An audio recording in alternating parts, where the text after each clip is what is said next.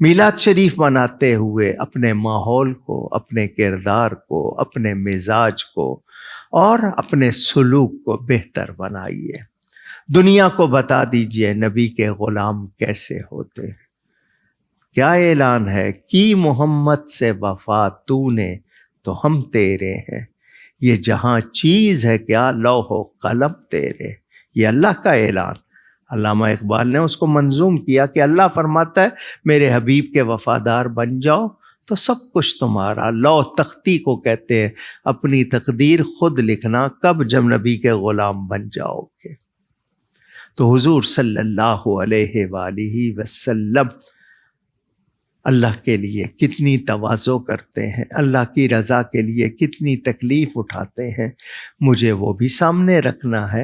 اور اپنے آپ کو، جس طرح میں دنیا حاصل کرنے کے لیے محنت کرتا ہوں، نوکری کرتے ہیں، تجارت کرتے ہیں، اس کے لیے کتنی تکلیفیں اٹھاتے ہیں، تو میں دین کے لیے، اللہ کے لیے بھی، کہ میں نے یہاں ہمیشہ رہنا نہیں ہے، جانا ہے، اس کے لیے بھی میں محنت کروں۔